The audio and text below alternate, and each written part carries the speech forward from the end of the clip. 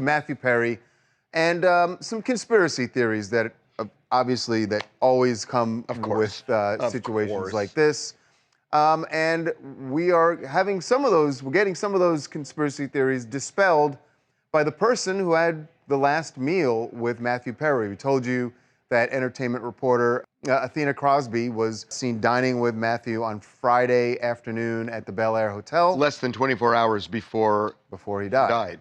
And we actually spoke to Athena, and this is what she had to say about, there's a thing that people are talking about, Batman. And because he had Batman kind of an insignia at the bottom of his pool. Right. Well, there's a reason for this, and here's what Athena told us. Matthew was very sweet and a little bit nerdy. He loved Batman. He called his car the Batmobile because it was all tinted black and had, you know, matte paint on it and everything, just like the Batmobile. And he had been calling himself Mattman lately, which is like a nickname that he dubbed for himself. People assuming that his posts about the bat signal or the fact that he's Batman were some sort of subliminal messages to ask for help or a cry for help.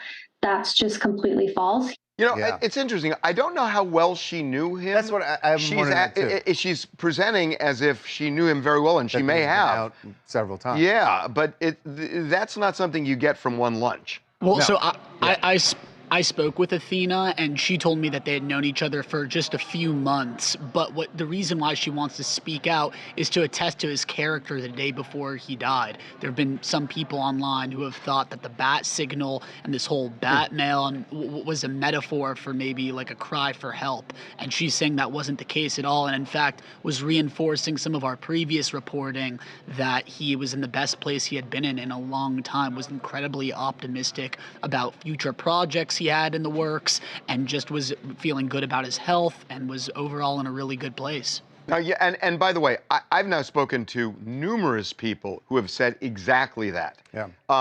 And we said that when we broke the story, that we had been... We'd heard that day. Yeah. That we had been hearing this, but he was in what I was told, literally the best place in his adult life, and that includes friends, because he was really in the grips of issues then. Yeah. But he was doing great, which makes this all the more tragic.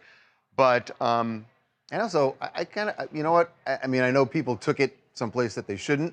I kind of like that little anecdote about him, because I didn't know. I know he'd written about Batman and being a fan of it in the book, but I didn't realize that he had put, you know, had the logo at the bottom of the pool, and that he referred to his car as the Batmobile. I just think that's cool. Like, you don't normally, like, you don't see an A-list celebrity who embraces sort of nerd culture that way. You know what I was thinking though? When I first heard of this, what I thought was he was such a big star, right?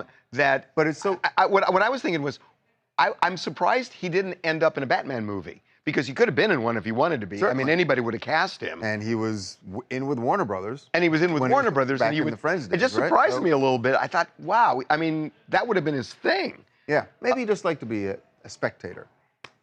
Just enjoyed it. But I think that's really cool. And also, I think it points to the fact that, and we've talked about this, that he didn't want to be, doesn't want that to be his legacy as an A-list star, as Friends. He was more about just the things that he cared about and the people he cared about. Right, but he still wanted, he was still in the business. And yes. Anyway, I mean, it's neither here nor there, but I just thought if he wanted to be in one, he could have been in one. Hi, my name is Keisha. I'm from Burlington, New Jersey.